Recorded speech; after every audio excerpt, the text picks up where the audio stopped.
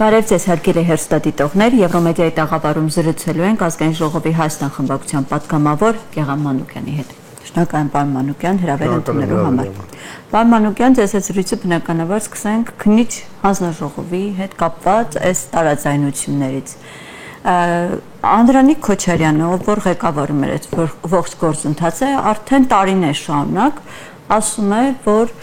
բացահայտումներ կան, այսպես բոլորին սպասումների մեջ են պահում, որ հեսա պետքա զեկույցը հրապարակվի։ Հիմա վերջապես եկել է, որ զեկույցը պատրաստ է, ասում են օրենքի հետ տարընթերցումներ կան եւ խնդիր կա ու հնարավոր է փակ ռեժիմով քննարկել կամ առհասարակ այս հարցը ոնց պետք է լուծվի։ Ու դուք որպես պատգամավոր հասցրել եք ծանոթանալ այդ զեկույցին, թե ոչ։ Գաղտնիության Արդեն առաջի պատգամավորն եմ եղել, որ ծանոթացել, սկսել եմ ծանոթանալ, որովհետև երեք դեռ առաջին բաժին չէր հասել զեկույցը, այսօր զեկույցին սկսեցի ծանոթանալ։ Այս հանձնաժողովը իր սկզբանե խախտումներով ձևավորվել է եւ խախտումներով ինչը վերջ գնում է։ Որովհետև կհիշեք, երբ որ հանձնաժողովը ձևավորվեց, իսկ հանձնաժողովը այնպես չէր, որ լուրջ մտահոգություններով ձևավորվեց։ Ուղղակի ներքաղաքական մթնոլորտը լարված էր, իշխանություններին մեղադրում են նաև պատերազմի հետևանքների, պատերազմի պարտության համար եւ իշխանությունը գտավ լավագույն միջոցը։ Հասարակությանը կզբաղեցնի, սլակները կուղի դե այնտեղ քննիչ հանձնաժողով կա, թող իրանք ուսումնասիրեն, իրանք պարզեն, այ տեսեք ինչեր են բացահայտվելու ինչեր, եւ այդպես ձևավորվեց քննիչ հանձնաժողով։ Եվ այդ ժամանակ ես հիշում եմ շատերը նաև ինձ որպես այդ հանձնաժողովի անդամ պաշտպանության նաև անձնական զրույցներում հա գնացեք մասնակցեք, բացահայտումներ, ձեր հարցերը ուղղեք, բայց ի սկզբանե հայտնի էր մի բան, չի կարող այս իշխանությունը ամբողջական օբյեկտիվ քննություն իրականացնի իր իսկ կառավարման տարիների գործունեության հետ կապված։ Սա առաջին մեր անհանգստությունն էր։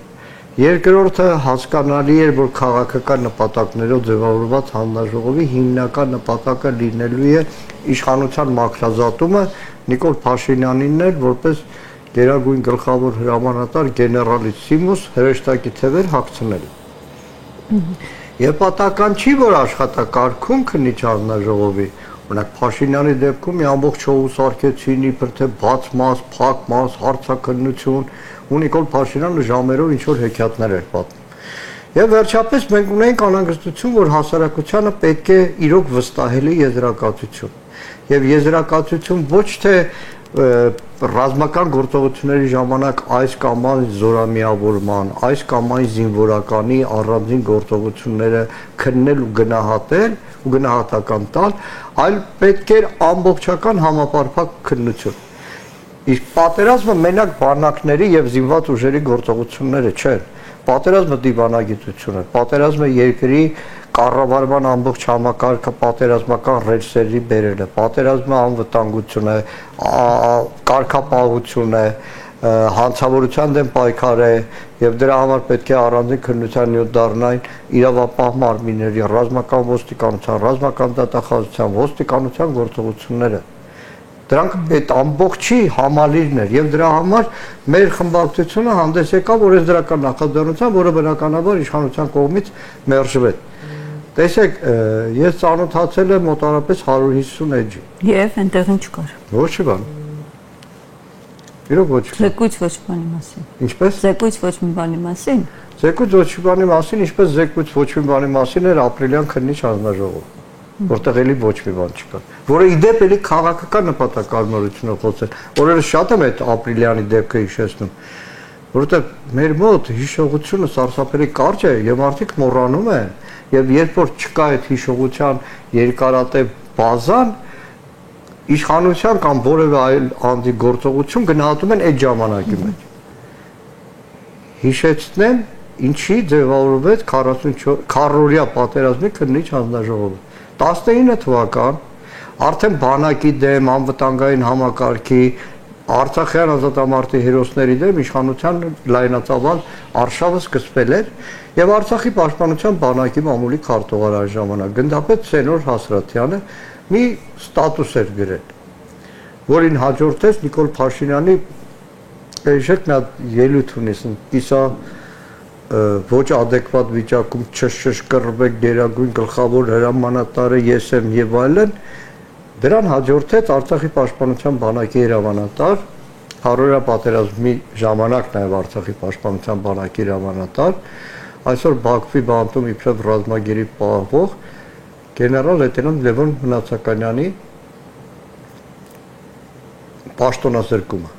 եւ այդ Արցախի պաշտպանության բանակի դեմ արշավի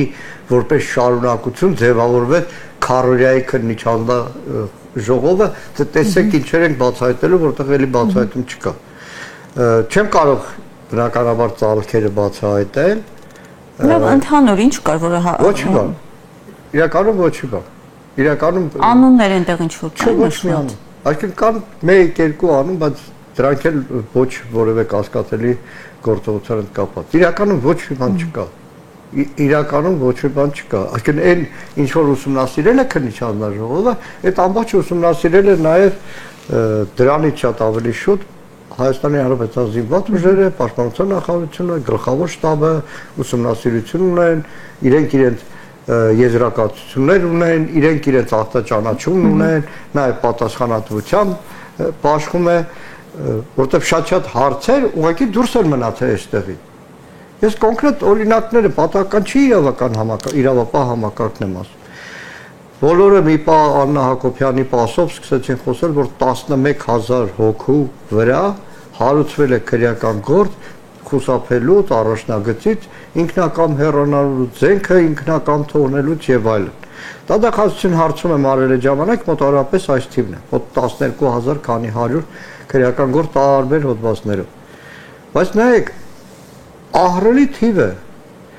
Այսինքն 11000 մարդ չի ենթարկվել կանոնագրին, ինչ որ բաներ է արել, բայց երբ որ խորամուխ է լինում, երկիրը կառավարում են նաև քո ուժային կառույցներով։ Այս 11000-ի դեմը ինչպիսի գործողություններ է իրականացրել ռազմական ոստիկանությունը, ինչպիսի գործողություններ է իրականացրել ռազմական դատախազություն, գլխավոր դատախազություն, ոստիկանություն, ԱԱԾ, ոչ մի բան չկա։ Չկա համակարգված սրանց աշխատանք, չկա համակարգված աշխատանք։ Օրինակ, ես դիցուկ ակնկալ էի, որ քննիչ հանձնաժողովը իր զեկույցի մեջ ի վերջո ունենալ մի հարցի պատասխան։ Ինչպես եղավ, որ հոկտեմբերի 6-ին Նիկոլ Փաշինյանը ստատուս է գրում, որ ինչ որ ԱԱԶ-ան կա, առաջնագծում մեկն ասում է, հողերը ծախած են բանեն, իզուր չպետք է կռվել, որը տարածում է Աննա Հակոբյանը գիշերով, վայ խեղճ ամուսնուց տեսեք ինչեր են անում, ԱԱԾ հաղորդագրությունն է լինում, որ մեկին բռնել են, նույն օրը պաշտոնազրկվում է ԱԱԾ պետ, մի քանի ամիս նշանակված Արգիշտի Քյարամյանը, նույն օրը պաշտոնազրկվում է զինվորական հակահետախուզության պետը։ Սա ինչի համար է եղել։ Ի վերջո, որը կարևոր բանալի դեպքերից մեկն է պատերազմական գործողությունների ժամանակ։ Հետո ոնց է լինում, որ Արգիշտի Քյարամյանը մինչև պատերազմի վերջ մնում է Արցախում։ Մնում է Արայիկ Հարությունյանի կողքը։ Չկա սրա։ Օրինակ այդ մասին կա զեկույցում ինչ կա հիշատակում նշում։ Այսինքն առնվազն 150 էջում չկա, չգիտեմ, այն 50 էջում կլինի, կասկածում եմ, որ կա։ Իրավապահ համակարգի գործողություն չկա։ Երկիրը որպես ամբողջություն պետական հաստատություններ, արդյունաբերություն, գործարաններ, տրանսպորտ եւ այլն, ինչպիսի ռազմական ռելսերի բերվել եւ արդյոք բերվել է թե ոչ, չկա։ Ես մի դրվագ հիշեցնեմ, պատերազմի առաջին օրը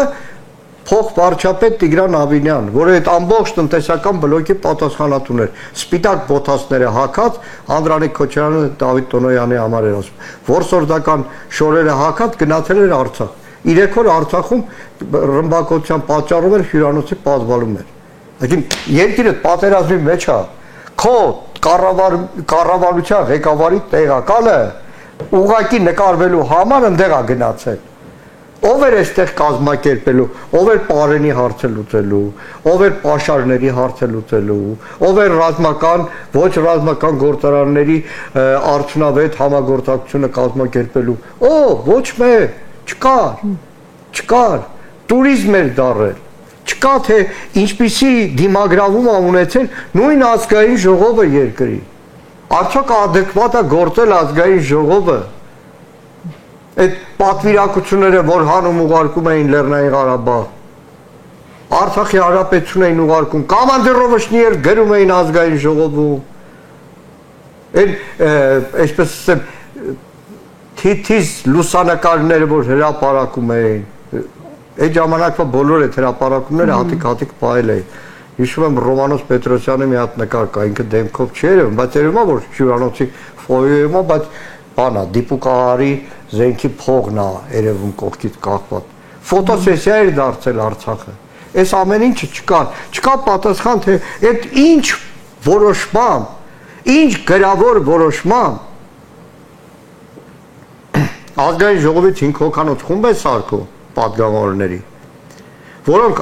Զվարթնոց օդանավակայանում իբր հերթապահում են եւ նրանք են որոշում Հայաստան մուտք գործող այս բեռը ռազմական նշանակության է, ուրեմն պաշտպանության նախարարություն, թե ռազմական նշանակության չէ, կարող է որպես հումանիտար ապրանք դուրս գա։ Այդ հանձնաժողովից հիշում եմ մի առիթ, որտեղ այդ օրերին ունեցել եմ խոսելու, այսօրվա Նիկոլ Փաշինյանի մամուլի քարտուղար արդեն ԿՊ վարչության անդամ Նազարին Բաղդասարյանն է։ Չեմ ուզում Նազարին վիրավորեմ, բայց պատկերացրեք ռազմական ոլորտի որոշում կայացնողներից մեկը Նազարի Բաղդասարյանն է։ Ես այդպես շարքերով կարող եմ, հարյուրներով կարող եմ ասել։ Նայեք, տեսեք, այս նույն քննիչ հանձնաժողովը պետք է զեկուցեր կառավարման համակարգը ինչպես է դիմագրավել 44 օրերին։ Ես ձեզ կառաջարկեմ վարչապետի որոշումներ բաժինը ԻԳՈՎ կառավարության էլեկտրոնային կայքում։ Մի հատ մտնեք 20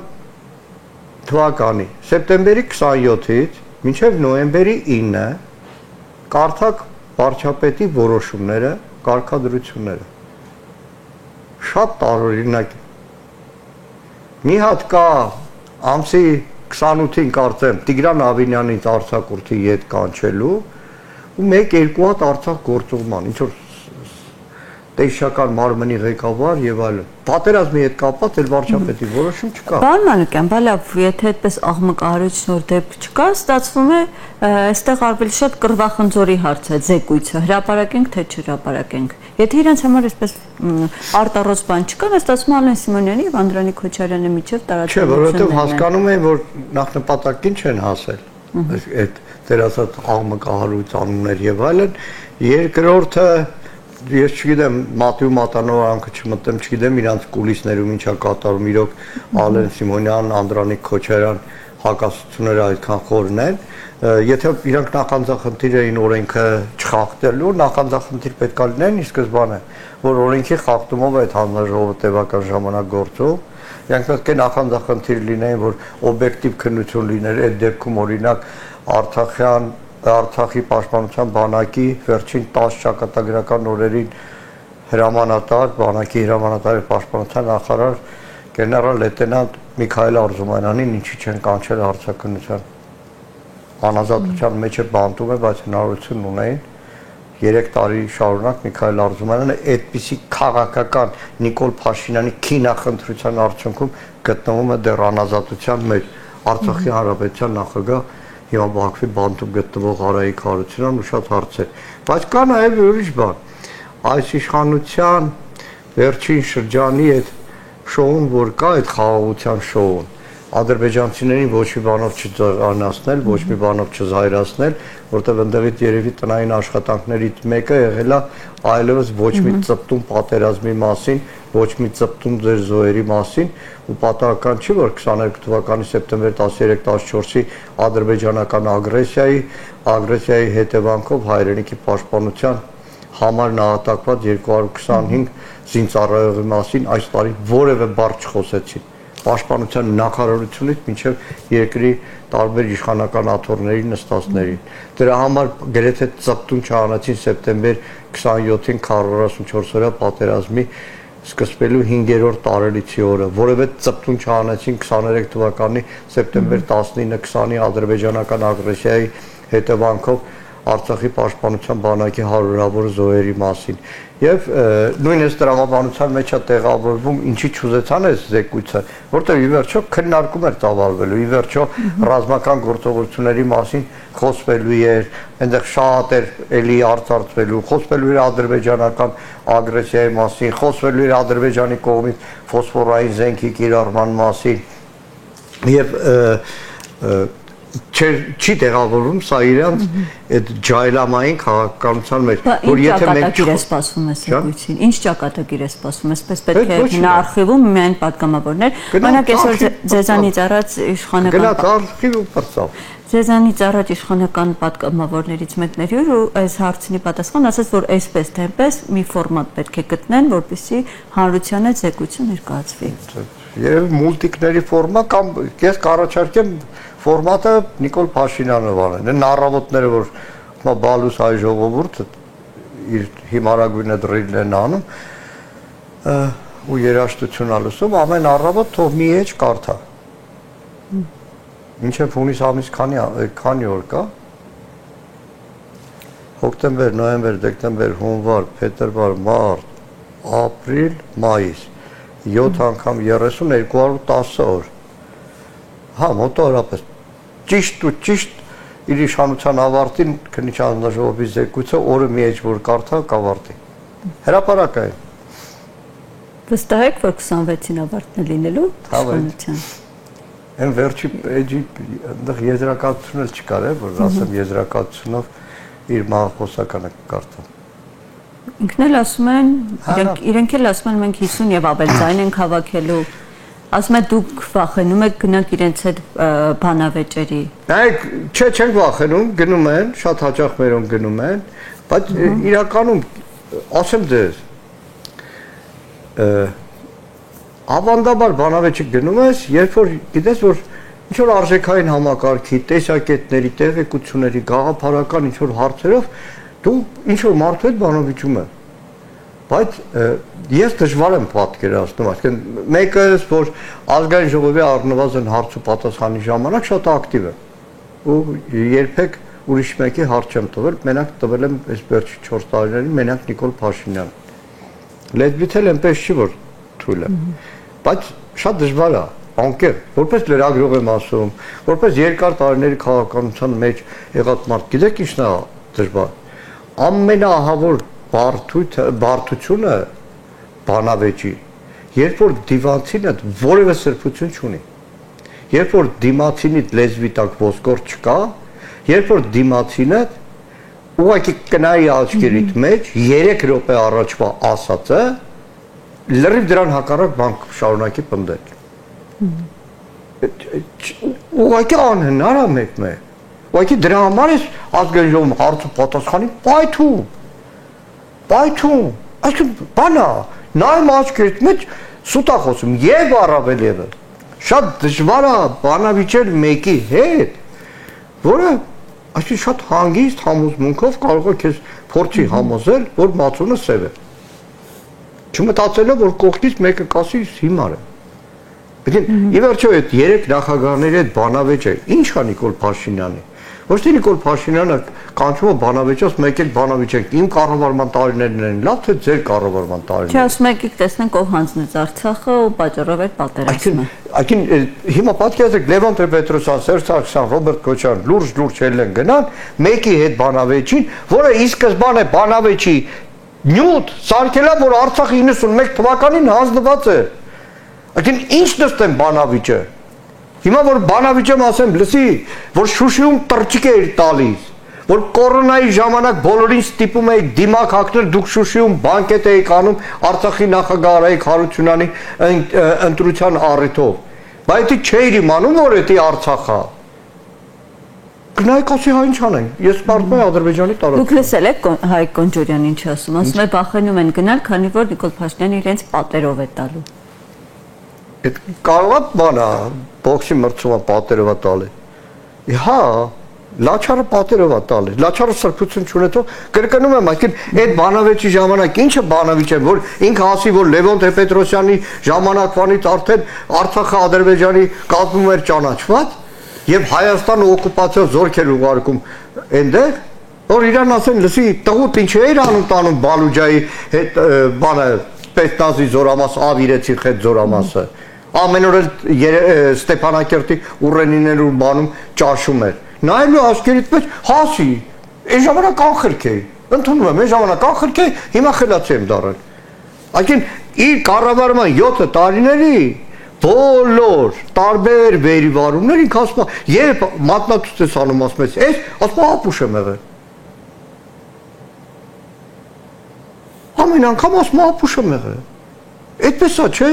Երբ որ ասես լավ, բա ոնց էր ասում հայրենասիրություն, ոնց էր ասում, այսինքն ի վերջո քեզնից ավելի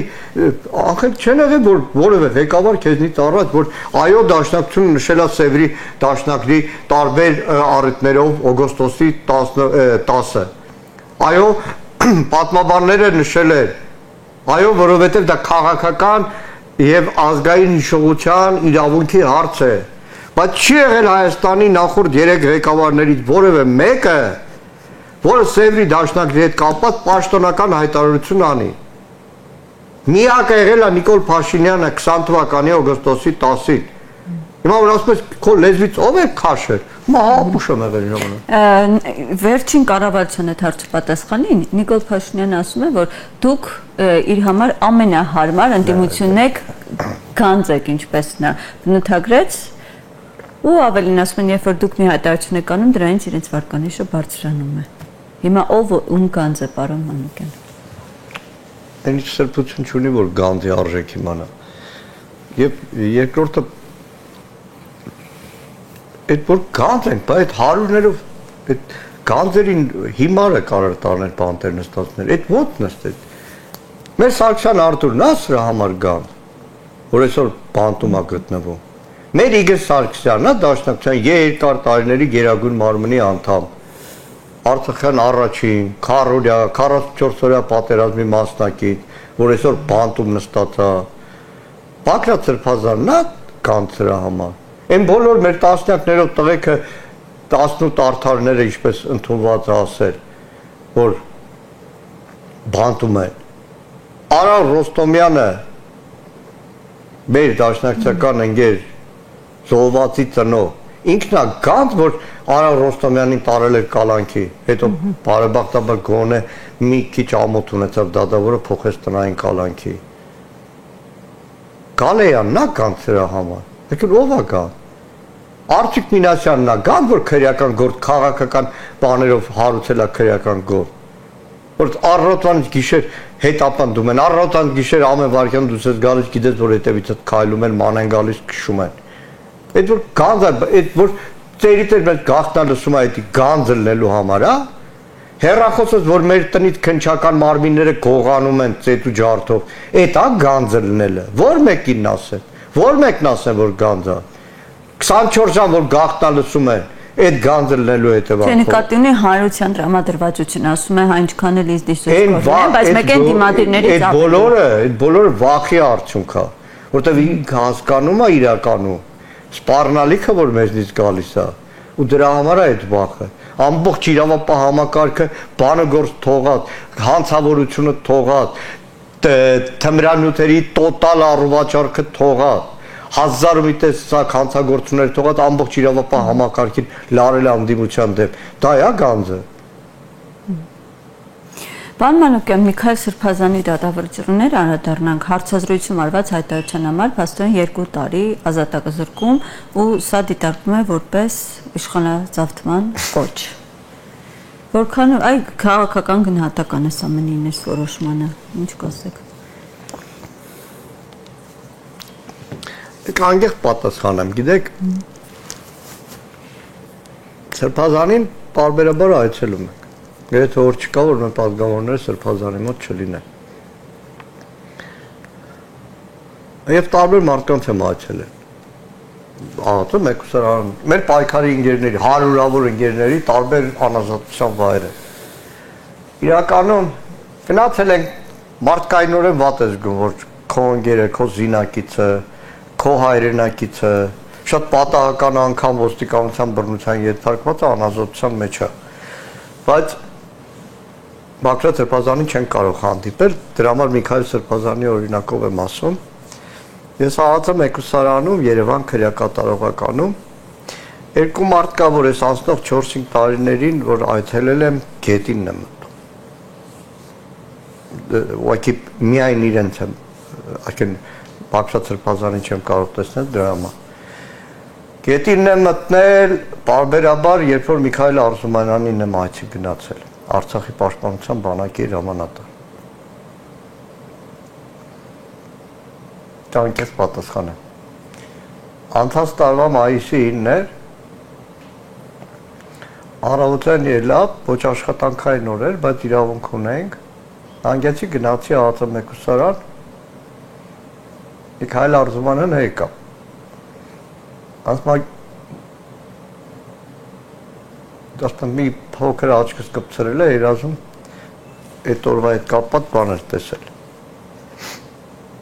Ես Արզումանյան Միքայելին, որ 16 տարեկանից պատերազմի մեջ ա եղել, կյանքում այդպես չէի տեսել։ Ես գետին էի մտնում ինքս, որովհետև անգամ արդյունացա ազգային ժողովում ասել, որովհետև եթե մենք խոսում ենք Բաքվում գտնվող ռազմագերիների մասին, ու դու հասկանում ես, որ իրենց ազատություն ձեռք բերելը շատ դժվար է, Օքսֆորդի բազմաթիվ հնարավորություններ ձեռքից այս իշխանությունը բաց է թողել, բայց շատ դժվար է, դու հասկանում ես, որ Երևանի կենտրոնում ունես ռազմագերի, ու դու,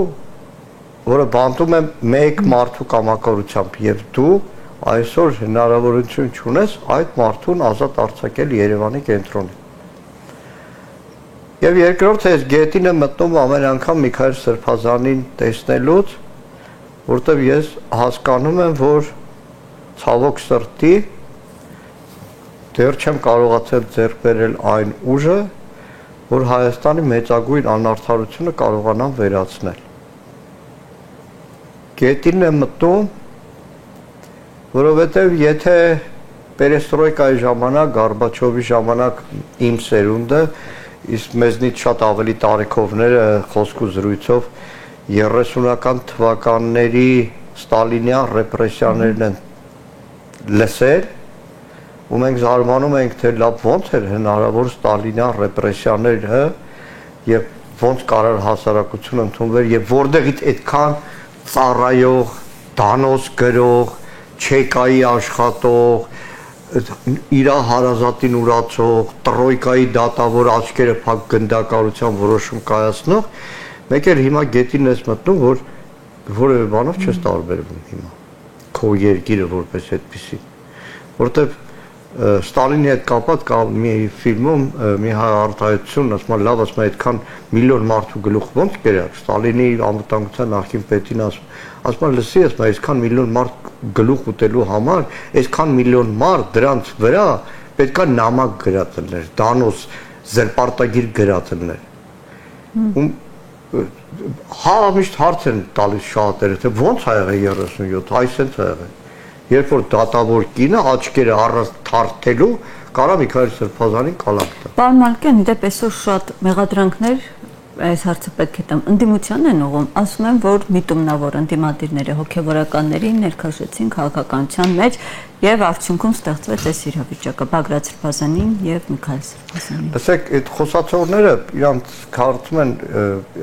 իրանց արշինով են չափում, որ մատերով կարելի է իրանց խաղացնել, մատերով իրանց ուղեղից հանել ազգային հիշողությունը, անցյալի հիշողությունը, մի օրվա մեջ շեֆի ասածով ասեն Արագածնա ճիշտ է, Արարատը մեր հետ ինչ կապ ունի, Թուրքիան աղբեր է, մի օրվա մեջ ամբողջ հիշողությունը պատմական ուղեղից հանել են, շպրիցով քաշել հանել են, հիմա իրանց շեֆի ասածով, գիտեք։ Թե ասում են դուք առաջադրեցիք վարչապետի թեկնածու։ Վերջերս Միքայել Սրբազանին մի շաբաթօրներ Գյումրիի օրը որ մոտնենք Սրբազան, մի 2-3 ժամ խոսացել ենք, Ագնեսայի հետ ենք Խամոյան, բավականին բուրմ վեճ էր նաև ասել, քաղաքական դաշնակցություն, եկեղեցի, հազար տեսակ հարցերով, Սրբազան, մի օր ԿՊ-ի պատգամներից մեր երկուսին համոզելու եմ, հելին գան հետը զրուցեն, ուղղակի զրուցեն եւ կարծում եմ զրույցից հետո, այսինքն գոնե իրանք մտքի ծերուն կասեն, «Էս ինչ մեղք ենք անում, այս ձևի մարդկանց ոնց կարելի է այդպես վերաբերվել»։ Նայեք, Միքայել Սրբազանը կամ Բագրատ Սրբազանին չկայացած մարդիկ չեն, որ ինչ-որ մեկը կարողանա խաղացնի։ Բաքսը Սրբազանին լրիվ հասկանում է։ Ի վերջո Բաքսը Սրբազանը երբ այսպես հրապարակային գործի մեջ մտավ, որտեղ Տավուշը Իրանն էր, որտեղ Տավուշը Իրանն էր, ինքը Տավուշով էր ապրում։ Այս սրանք են, այս մանկուրտներն են, որ Տավուշեցին ուրանում է իր ամեն ինչը։ Կիրանցի պատով է երջանք անում։ Վաղը մյուս օր երեխա անունը Կիրանցի պատ կդնի կամ Թորան անունը։ Բայց այդ մարդիկ դրանով են ապրել, հայրենիքով են ապրել։ Իսկ Միքայել Սրբազանին այս տարիներ շարունակ նախկին իշխանությունների ժամանակ նախկին իշխանություն քննադատող Միքայել Սրբազանին ով էր հրում, որ իշխանության քննադատ էր։ Չէ։ Իրականում գետին պետք է մտնեն։ Նայեք, ահա որ մի դեպք պատմեմ ձեզ։ Հանգարում եմ ԱԱԾ մեկուսարան հերթապարանաբերությունում, ասում բարոյ պատմում Գեղամանուկյանը Իշխան Սաղաթելյանի հետ Սրբազանին ենք հիմա այցելելու։ Մեկ էլ ասեց, որ Սրբազանին։ Ասեց, ու զգացի ինքն էլ լռեց։ Այսինքն ինքն էլ լռեց, որտեղ հասկացավ, թե ինչ սրբապղծության մեջ ենք, որ ԱԱԾ մեկուսարանում սրբազաններ են նստած։ Սրբազաններ են նստած։ Միջած երկու սրբազանի կյանքն ու գործունեությունը, նույնիսկ անունները, որ իրենք Ավազանի անունից հետո հոգևոր անուններ վերցրել են, խիստ փոխկապակցված է 30-ական թվականներին բռնադատված սրբազանների հետ։ Նորմալ կենես հիշողություններից հետո մի հատ այսպես էլ ներքաղաքական հարց ու երևի զրույցը ամփոփենք։ Երկրորդ նախագահը նախորդին ասուլիս տվեց ու ասաց, որ իր թիմով մասնակցելու են ընտրություններին։ Դուք որպես Հայաստան խմբակցության պատգամավոր մի փոքր փակագծեր կարող եք բացել ովքեր են իր թիմը, ովքեր են լինելու այդ թիմում, ինչ ֆորմատով է մասնակցությունը լինելու։ Չէ, նախագահանը պարզացրեց, որ ավելի հստակություններ կլինեն հունվար-փետրվար ամիսներին։ Հիմա հասկանում եմ նաև հարցի երկրորդ մասը, դաշնակցության որոշման հետ կապված ի տարբերություն այս ԿՊ-ի, որ շեֆի ասածով 900 հոգի, ոնց շուտով կանգնում են ուր եմ ասել։ Այսինքն պատկերացեք շեֆի դալություն նստած են կայացած մարդիկ, մանկաբար, չգիտեմ, երեխաներ, թոռանտեր, բիզնեսի տեր, չգիտեմ, հազար տեսակ մարդ։ Լավ ասում, իսկ ո՞նց է հնարավոր։ Մի տարի առաջ ԿՊ կանոնագրում գրածելի ԿՊ-ի զինանշանը խորհրդանշում է Արարատը, հիմա հանեն։ Ու 900 հոգին ասեն, ադե շեֆը ճիշտ ասում, ինչ Արարատ արա, դա ճիշտություն են կարել։ Դրա համար դաշնակցության դեպքում մի հոգով քվեարկության որոշում չկայացում։ Մի հոգի էլ որոշում չկայացում երբեք։ Դրա համար դաշնակցության դաշնակցությունը 135 տարի դիմացել է։ Կլինի դաշնակցության գերագույն ժողով, այսինքն գերագույն ժողովն է որպես այդպեսին չի։ Քանակերի իմ խմբում, որը 10 հոգի ենք։ Քանակերի իմ խմբում քննարկում ենք անելու, որոշում ենք կայացնելու, գնալու է քանակեր Զեյթուն կոմիտեի բոլոր խմբերի ժողով։ Այստեղ մեկ ընդհանուր տեսակետ է ձևավորվել։ Գնելու է Երևանի քաղաքային կառույցի, որտեղ 11 էձևի կոմիտեներ կան, որոնք էլ իրանց տասնյակ խմբեր ունեն։ Երևանի կառույցի ժողով, Երևանի կառույցի ժողովը որոշում է կայացնելու, գնալու է Հայաստանի գերագույն ժողով, որտեղ 11 մարզային կոմիտեները հերթով գալիս են, ուսանողությունն էլ առանձին։ Նոր այստեղ որոշում է կայացվում, որի մասին բնականաբար հասարակությունը կտեղեկանա։ Բայց նաև պետք է ասեմ մի բան։ Դուք եք խորհրդարանական աշխատանքին հետևում։ Հայաստան խմբակցությունը կուր, պինդ, մեկ-մեկի մեջ տված այս 3-4 տարիների 2021-ից անհավատալի աշխատել եւ շարունակում է աշխատել։ Շնորհակալ եմ։ Շնորհակալ եմ ձեզ զրույցի համար, պարոն Մանուկյան։ Հարգելի հեռուստադիտողներ, զրուցում ենք ազգային ժողովի պատգամավոր Գեղամ Մանուկյանի հետ։ Շնորհակալ եմ մեզ հետևելու համար, կհանդիպենք։